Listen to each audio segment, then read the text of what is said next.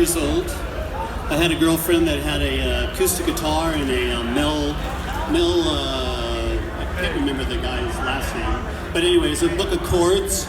And but before that, when I was a kid, around on a Christmas, I received a little Norelco tape recorder and Meet the Beatles, and so my parents at the time had a big giant console, like a radio and a record player. It looked like a big elephant in the living room. And so I used to listen to my records on there, and then when I got that little tape recorder, I would turn it on and listen to the Beatles and stuff like that, and I would take it to my room so I could listen to it, because in the living room everybody was there so they could listen to music. So anyway, eventually I got the tape recorder and I would turn on records and I would sing along and blend in with them.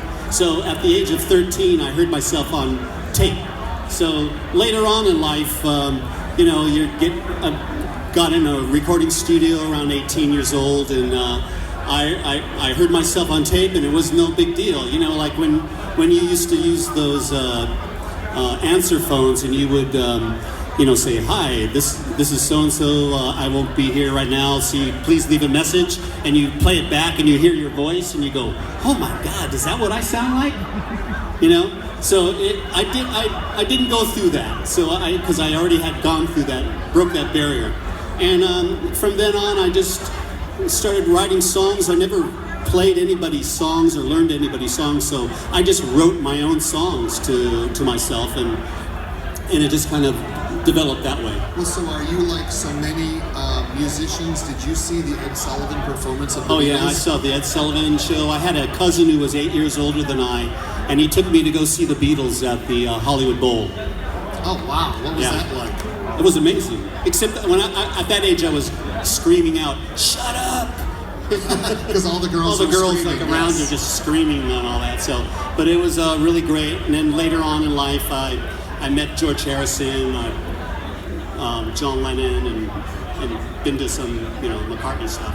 And so big influence: The Who, The Kinks, the Stones. So I'm sort of like a mod child. I like the mod music from that area. All the 60s stuff. Yeah, it's a basis for the band we're here to celebrate today. Yeah, and that was a funny thing because Vinnie and I were just so into that at the time. When I met Vinnie, he was into the same thing too. So we just kind of had a mutual, bonding in that sense of music ecology. Okay, well, so I want to give everyone a chance to ask a question. So, but I want to hit a couple of key points, and many of you may not know this, but Robert was the singer in Journey for a brief period, and I really want to cover that to talk about what was that like for you? How did you get the gig? What are all of, give us some stories. Wow, long story.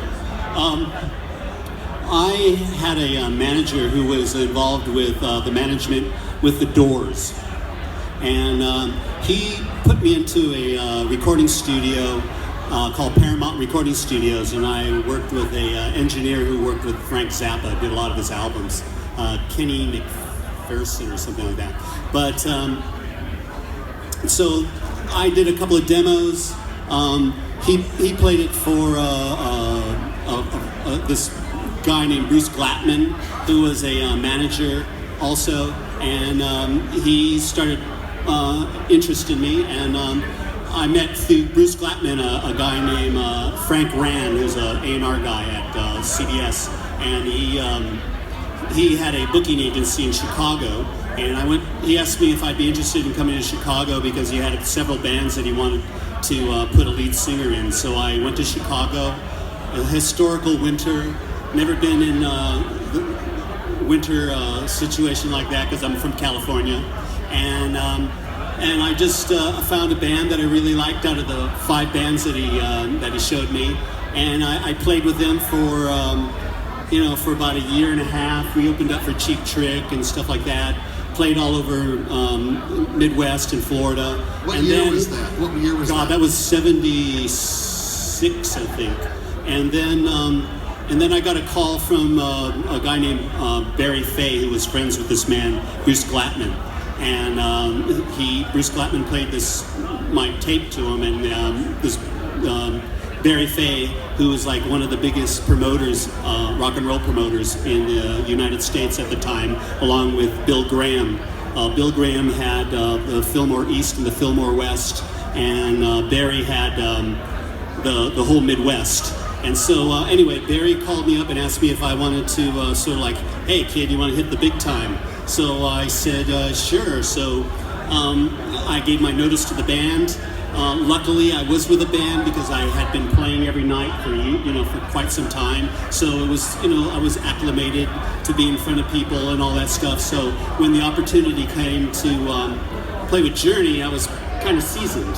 So anyway, I go to Colorado, and I go there, and he asked me if I wanted to do a showcase for CBS Records, and I said yeah. So I had 2.5 weeks, and I wrote 7 songs, and I assembled a band, and I rehearsed the band, and then the day came where I was going to do the showcase, and all these people from the East Coast and the West Coast came to Colorado on a very snowy night, which we didn't know everybody was going to make it, but they did, and I performed. And about 3 days later, I got a call asking if I'd be interested to come to Los Angeles and have a meeting with the executives of CBS Records. So I go there, and they said, hey, we got this band named Journey. We're thinking about putting a lead singer into them, because at that time I think Foreigner had come out, Boston had come out, so it was kind of like, hey, let's, we got these great musicians, let's put somebody in the front. So and they wanted to commercialize Journey more. Yeah, than they what wanted, it was. because at the time Journey was a rock jazz fusion band who played 8-minute to 11-minute songs, and so anyway, so I'm waiting to go to San Francisco, and time's flying by, and I met George Lynch from the Lynch Mob, which he's a great guitar player, wouldn't you say? Yeah, I love the guy.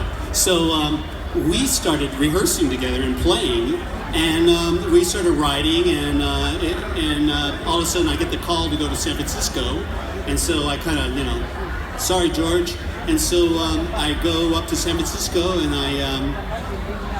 I meet the band, and we have a little lunch and start talking, and then after that we got up on stage at SIR Studios in San Francisco, and we jammed for about 2 hours, and the rest is kind of history. I wrote Wheel in the Sky with them, like I said, and Anytime with Greg Raleigh, and Winds of March with Neil, and All For You with the band. And so then I end up being in the band, and we recorded, and we went on tour, and we opened up for Emerson, Lake and Palmer, and we our first gig was with Judas Priest and REO Speedwagon in Texas. Yeah. Nice. So we did a little of that. There was some other bands I can't remember. Were they receptive to you coming in? Did they want to make more radio friendly sound? The band itself? Yes. Yeah. So it wasn't just pushed on them by. No, well, it was kind of funny in the beginning because, like I said, here's a band that played 11-minute songs, and now you're going to have to play 5-minute to 4-minute songs, and being brand new in the situation, I felt very uncomfortable at the same time because here are these great musicians and everything, and now I'm telling them like, okay, we got 4 bars for the verse, B section, and so now I'm giving them song structure, and now everything has to be in like 4/4 in a sense, and so it was really kind of like, how are they going to take it? I think they kind of like, stepped back for a little bit, but then they understood that was what was going on, and they gravitated towards it, and then it all, everybody was on the same page. Well, they came from Santana, so that's a jam band in itself. Yeah, absolutely, yeah. So then how did it end where you ended up leaving, and then Steve Perry was the next singer that came in? Well, at the time, even while I was in the band, there was this guy from CBS who was paying for demos for Steve Perry, and he kept sending them to Herbie Herbert, the manager of Journey, and he just said, if you take Steve on, we'll give you a bigger budget. We'll get you airplay. We'll do all this. So it was sort of like the Godfather. I'll make a deal that you can't. So there was a power push. Yeah. So it was pretty much like that, a power push. So that's the reason why I left. It was never like any arguments or anything like that. So I eventually just kind of got squeezed out, and then after that, I did a solo album on Arista Records. I was signed by Clive Davis. That's Perfect Strangers. Right? Yeah, and I did the Perfect Stranger album with Jimmy Iovine, who worked with U2 and Bruce Springsteen. And when I met Jimmy, he had just got through finishing up an album with John Lennon, and so nice. that was nice. Well, and someone was asking me earlier to ask you if the Perfect Strangers album will ever come out on CD. Well, that I don't know, because I talked to Arista Records about licensing it at the time, and they really wanted a lot of money at the time. So maybe somebody like Rock Candy from England might pick it up, because they picked up a album I did in England called Channel. So, and they did a reissue on that, and that was on Epic Records. Yeah. Yeah, well, and also look at all the smaller independent labels now, Rhino as well, Right. picking up these back catalog. Yeah, I'm so bad. I should. I don't really like doing that groundwork, that legwork, and I should find somebody that'd like to do that for me and see about getting those things out. Well, you should, because people are asking about it. Yeah, I really appreciate it. I'm telling you, man, I'm so surprised that you guys even know who the hell I am and whatever. But I thank you very much, and just give a round of applause, people. very overwhelmed. I just can't believe it, And thank you very much. God bless you all. Thank you. Well, we're happy that you're here. Okay, so then you did some solo album stuff, and then now let's talk about the Vinnie Vincent Invasion. But I want to ask you one question before we go into that Journey related. What are your thoughts on their current band and what they're doing now? I really like Arnell. Yes. I really loved Steve Jerry. But Arnell has got a little bit of his. He's really good, and he brings a lot of excitement to the band. I think they do better now than they did in the past. This summer they're going to play with Def Leppard and a Journey combo. This summer they'll be playing, so I'll be going there to see one of the shows or whatever. And I've always got along with the band, never had any bad feelings with anybody. I still talk with them. I received a star on the Hollywood Walk of Fame with them. Nice. Yeah. So that's an accomplishment. and they've been inducted to the Rock and Roll Hall of Fame also. So we get along famously, and we probably always will. So Great. And I thank everybody for that too, because you guys all are part of the momentum of a lot of people's careers. I mean, you're all followers of music, and you guys are the guys that make us come to life and sustain our art. So well, and that's one of the cool things about the Kiss fans, is that all of us follow all of these different artists who are somehow associated with the band in one way or another. Yeah. So you've got a lot of fans here that we're really happy to it's see amazing. today. I remember Gene calling me up one time and saying, "You're on the Kiss family tree," and I'm going like, "What?" He goes, "Yeah." So I was very honored to be on it. Okay, so let's hop. Quite a family, isn't it? Yeah, it is. Let's hop forward then now to the Vinnie Vincent Invasion.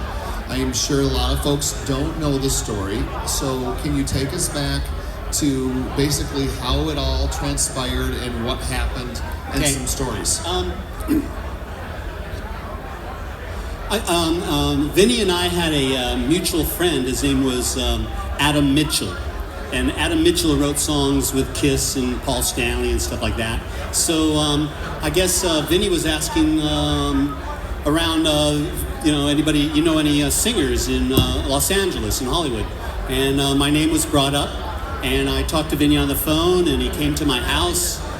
He knocked on my door, and I opened up the door, and here's this guy in a little t-shirt and tennis shoes and jeans, and walks in with a cassette, and we had a cup of tea, and we sat down in my living room, and I put the cassette in, and it was Boys Are Gonna Rock, No Substitutes.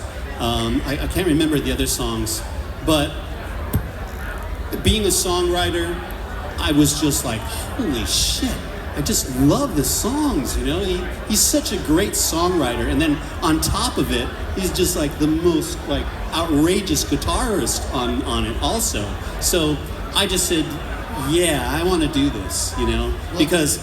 But what, you know, attracted me 100% was the songwriting, because Vinnie is definitely a great songwriter.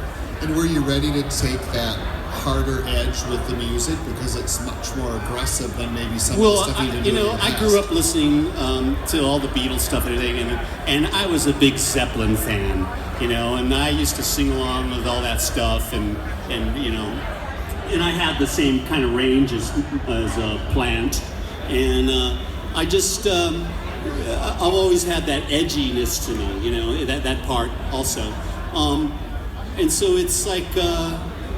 It was an opportunity to sing that way, because I wasn't singing things like that because I don't play like that, you know. So having somebody play with that aggressiveness, it just kind of like you just put your edge on and like go along and, you know, match it. You know? So did he have the lyrics written for these songs? Or he had all the lyrics written, everything, all done, you know, pretty much. We went into the studio, we did some demos.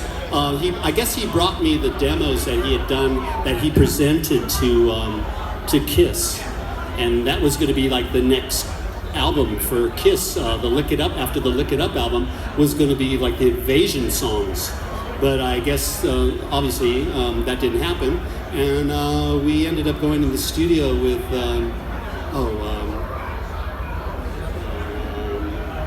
Andy Johns. He was a producer, engineer, worked with the Rolling Stones, Zeppelin, just everybody. I mean, his brother is Glenn Johns, who did Who's Next, and worked with the Beatles and all that stuff. So it was really, it was great to be in the studio with somebody like that, you know. So how long did it take to record the record? Well, the demos that we did, we did those demos, and then after the demos Vinnie called me up and said, he said, I got offered to play with Kiss. And I said, that's terrific. And I said, you need to do this. I said, you and Anne-Marie are living in this little apartment. This is going to change your life. You've got to do this just to get yourself, you know, out of what you're in right now. So he did. And then a few months later, he called me back. And then we kind of just picked it up from there. And then we did the Invasion album. So one of the things I always like to ask musicians like yourself, it's always something that's curious to me, is being that you weren't in the band and you've been in all these other professional bands, what was your opinion or view on Kiss? Because I know some people always viewed them as a joke, and the people who seemed to get it and could see the songwriting understood it. Because I've always said to people, look, if you're not a Kiss fan, it's because you haven't listened to their music. Right. So what was your perspective? Well, be honest. I'm going to be very honest. I had a friend, his name was Bob James. He took the place of Sammy Hagar in Montrose. And so Montrose was opening up for Kiss in Los Angeles at the Forum. So I went to go see my friend perform, and I didn't even know Kiss was playing. So Kiss is, Kiss comes on next, and I watched him, and I probably watched like 4 songs, and then I walked out. So, yeah. I told Gene this story too. Oh, I'm sure he loved that. So then, Vinnie joins Kiss, then comes back to you, or are you talking about a second time? What's that? When Vinnie, you guys did the demos together, this was before he joined Kiss at that point, so this was early 80s. Yeah. Okay, so this is after like the Dan Hartman thing that he did? I guess so. Okay, and so then when the Kiss thing ended and Vinnie then reached back out to you Right. after, then take us from there. So then what So happened then, next? so then I guess he took those demos that we did, and I guess he played them around for a couple of record companies, and he ended up at Chrysalis Records, and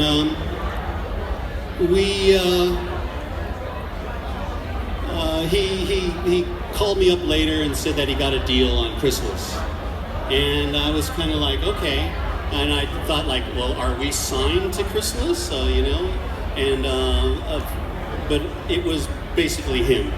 So I kind of was like, you know, I thought we were like the two musketeers, and we were going to be doing this and stuff. And he took, you know, he took the deal, and I wasn't included. And so there was a thorn there. And so I basically said, not interested. You know, go ahead and do what you want to do. And Chrysalis kept bugging Vinnie, I guess, saying, you know, where's the singer? Where's the singer that's on the tape? And so eventually they kept calling me, asking me if I would want to do it, and I just said no. And then they just said, well, what do you want? You know? And I go, well, I want this and this and this, and let's do it. And so, and I wasn't gouging or anything like that. I just wanted something fair. And so I got back on board, and then we did the real album, you know, and recorded the real album. But was your hesitation more because you wanted to be part of a band versus? It was like he and I were the group, you know. Right. We wrote we did the songs, he did the songs, and you know, and it was like, hey, you know. Right. Yeah. So you were like, okay, am I going to really be a part of this? It wasn't very proper. So then you guys record the record. So yeah, we go in and record the record, and he had already pre-recorded all the music pretty much. All I had to do is come in and do the vocals. So the first day I did vocals, Vinnie, they had a vocal booth, and Vinnie got he got all these Playboy centerfolds, and he lined the whole vocal booth all the way around like a, you know, with Playboy centerfolds, and I'm with a microphone in there. I'm going like, what's the deal with this? You know, it could take a lot more to get me off than that. You know, so I thought that was really funny. So anyway, I ended up doing these vocals, and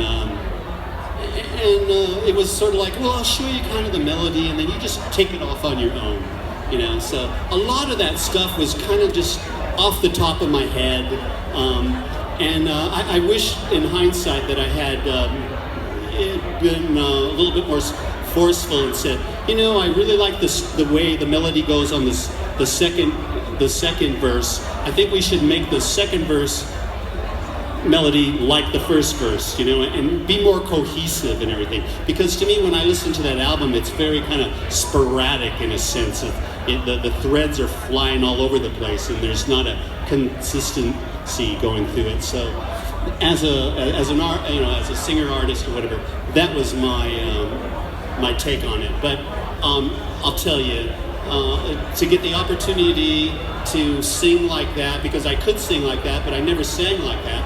It was a really great experience, because I've told people before, it's like getting a big bucket of paint and just throwing it on the canvas and just let it go, you know? So that was my approach to the whole album. So did you ever feel like, did he ever give you any kind of a vision as to what he was trying to do? Meaning, did he really want it to just be more of a guitar-driven album with kind of a singer there? Or was he really, because he's a very prolific songwriter, so was the vocals, did you feel it was also a very important piece of the puzzle from his perspective? Yeah, because he wouldn't put me there if he didn't think it was a matching tie and handkerchief, you know? Yeah, absolutely. So then, how did this all blow up? We were, Vinnie got involved with a guy named George Sewicks. Which you worked with Kiss at one point. Yeah, and I didn't really think too much of George Suet, and I thought he was a little squirrely. And at the photo shoot, which at the time, at the photo shoot, when I came to the photo shoot, I had hair all one length about this size here. And so the photographer said to the stylist, hey, do something to it with his hair. And so I go back and sit there. I don't know what they were going to do. And all of a sudden I hear this zip. And it's like, holy fuck, you know. And now what are you going to do? You can't glue it back on, you know. Yeah, so it's now he's like, now I got this fucking poodle haircut. And I'm just as pissed as can be. And then the manager comes and he gives me this, a contract, a management contract, and he says, sign it. And I said, well, I'll give it to my lawyer. He goes, no, you got to sign it now.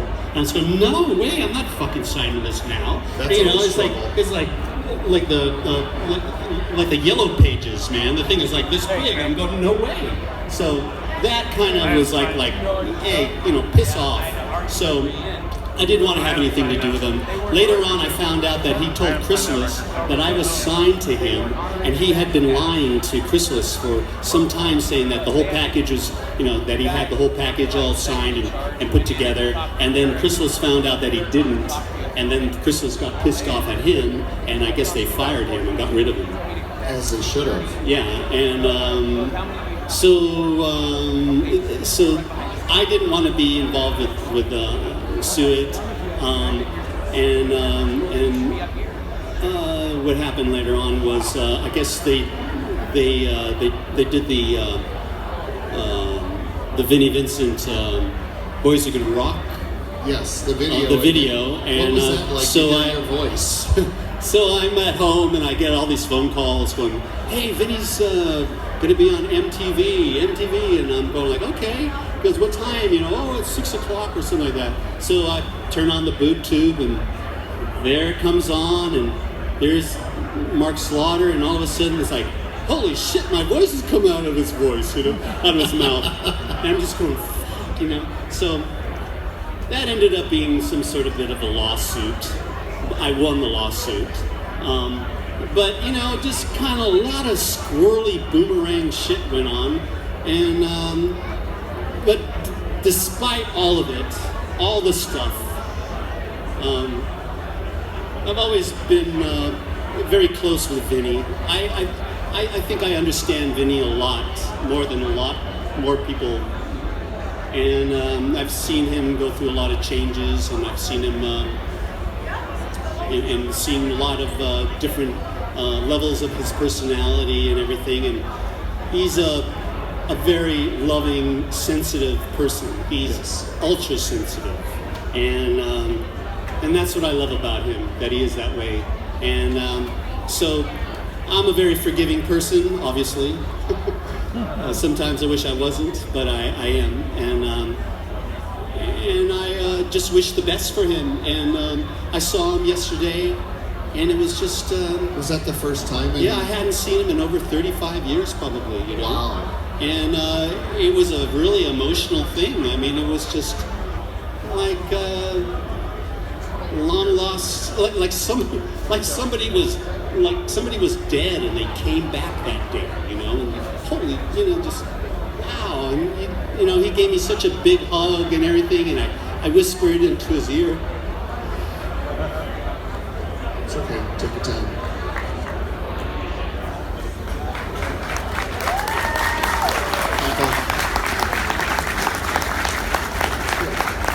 And I was so glad he was okay. Now let's hear it from Robert. Come on, man.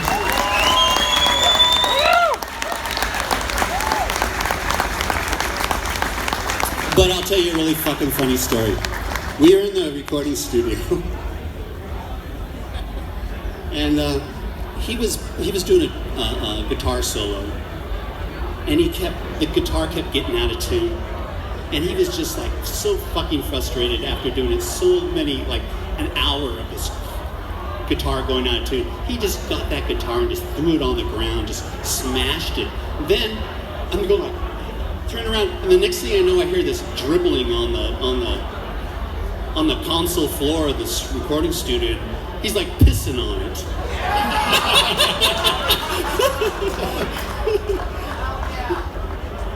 You can't beat that. That's rock and roll, babe.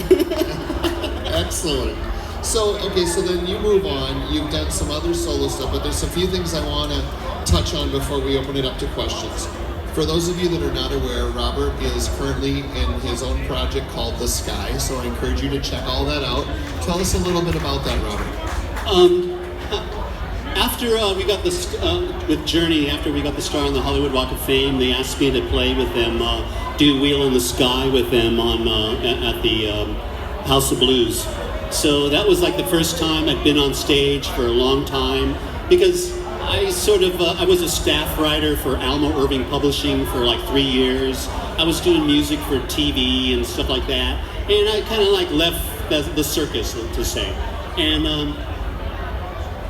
I was asked to go up, and I sang Wheel in the Sky, and there was all those people, and it was such a festive evening, and I hadn't played with the band, Journey, for so long, and it was just so nice to be up there again, and I felt like, God, I really want to do this again, So I had friends calling me up, congratulating me, and I had a friend, Andre LaBelle, who played on some of Vinnie's stuff, which is how I met him, and he lived in Richmond, Virginia.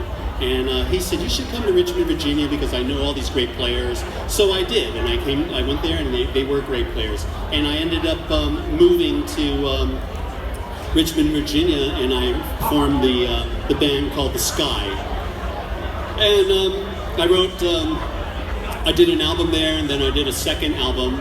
And then after that, my wife got cancer.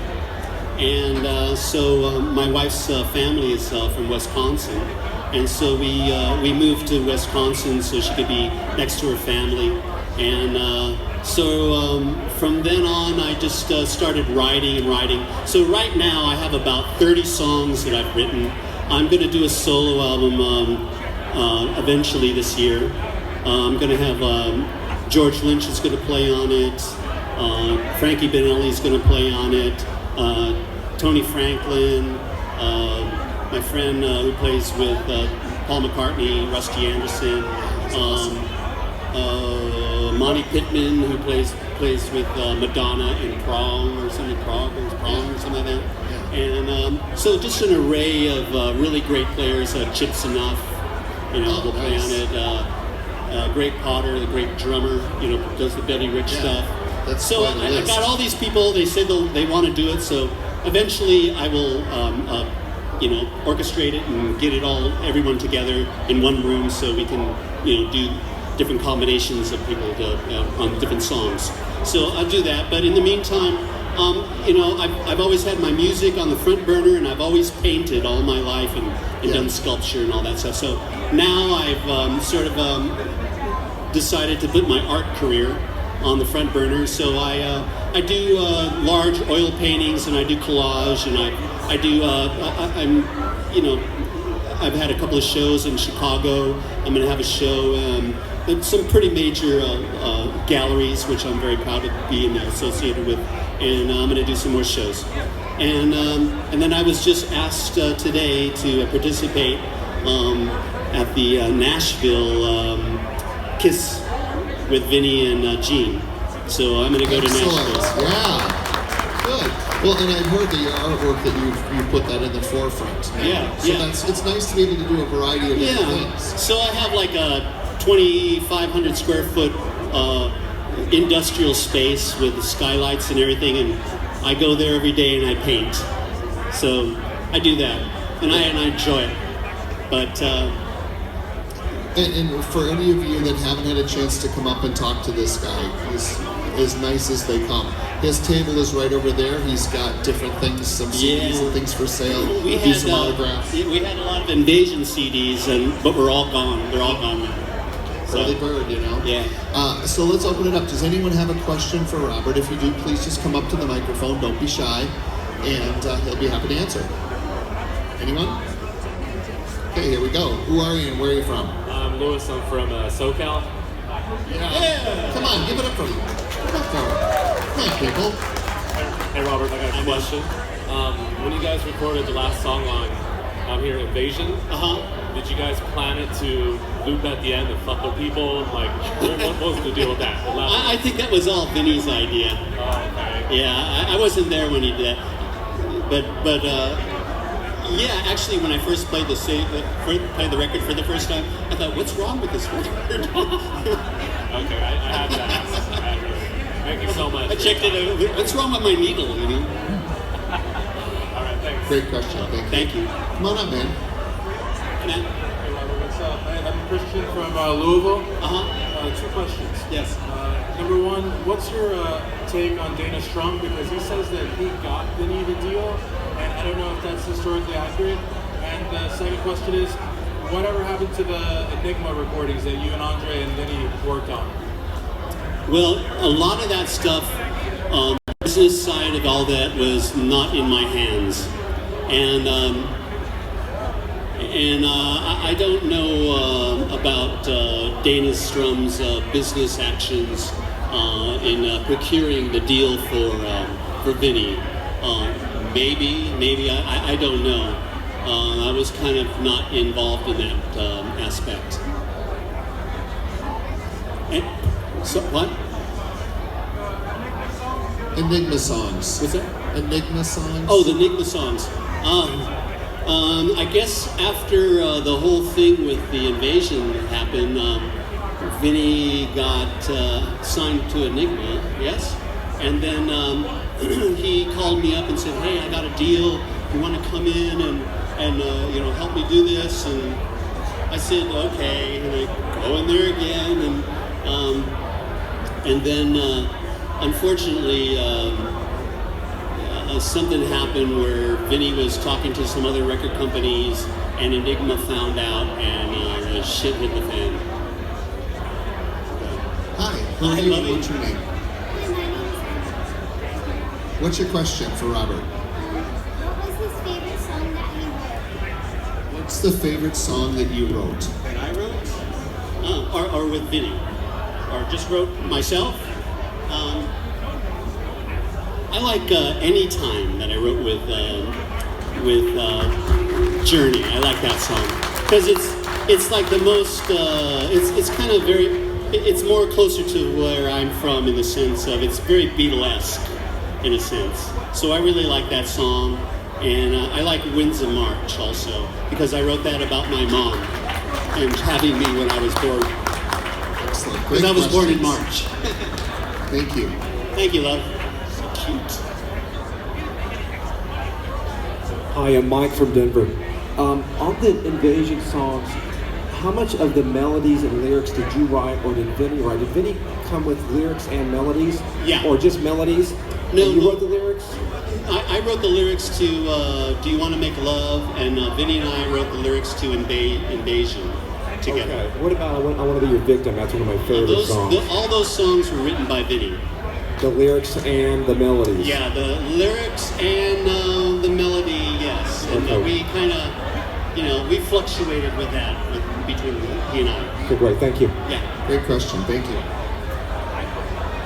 Come on up, young lady. Jen from Connecticut. I know you mentioned you like Robert Plant. I'm Yeah. just wondering, as such a great singer as yourself, who are some of your other favorite singers? Well, John Lennon, all the Beatles. I loved all their vocals. I loved Rod Stewart when in the very beginning of his career. At the time, there was no Led Zeppelin. People would compare me to Rod Stewart. So I liked him. Who else? Roger Daltrey. I like Chris Cornell when he was, happening. Powerful singers. Yeah. I like Robert Mason. Oh, yeah. He's a friend of He's mine. great. I like Robert. I think he amazing. roars. And you know who I never ever really would be interested in seeing or anything like that is and just saw him play and just was like, holy shit, he's just so unbelievable. Was Dee Snider. Oh, Yeah. He's you one know, of the best frontmen of all time. he just roars, you know. And I actually got to do backup vocals for Dee Snider's last album. Oh, wonderful. Yeah. Cool. Thank you. You're welcome. Thank you. Thank you, Jen. Anyone else? There he is, Mr. Family Tree. Yes. Hi again. Hi. Pieko, Norway. The thing you're doing in Nashville with the Gene and Vinnie, is that a Gene Simmons Vault experience or is it a Kiss Expo? I really don't know. Derek didn't tell me yet, but Okay. I don't know what it's going to be. But I actually have a song on the vault. Yeah. A couple of months ago, I got a phone call from Gene, and he said, "Hey," because I had the song that we did, and I go, "Yeah." Is it live on the And he goes, I go, what was the name of the song? And he goes, it's called Piece of the Rock. And he goes, okay. And I'm on the phone, I'm going, I don't even remember what it sounds like. I couldn't tell you what the first note of that song is like. So they have the vault over there, and the gentleman over there, I asked him if there was any sound bites of the vault. Yeah. So I want to hear this song. I can't remember it. So I'm curious to hear it. I think this Nashville hookup is one of the greatest pieces of news on this Expo. Oh, yeah. I just got it. He just asked me just a while ago. So I'm very flattered, yes. Yeah, Thank you. Amazing. Thank you. Thank you. Excellent question. Okay. And thanks for the family tree poster. Thank you. Okay, The Kids Family Tree. we've got time for one more. Lance? Thank you. My question is, with the back of the first Invasion album, now the hair is one thing. Whose idea was the riding crop? The photographer. That photographer, I could So they didn't give you the riding crop. It wasn't something you got to take home as a memento. I don't know. He probably made. I look like the lion tamer at the fucking zoo. Thank you. Everybody, thank you so much for sitting around. Give them a big round of applause. Come on, Robert Fleischman, everybody.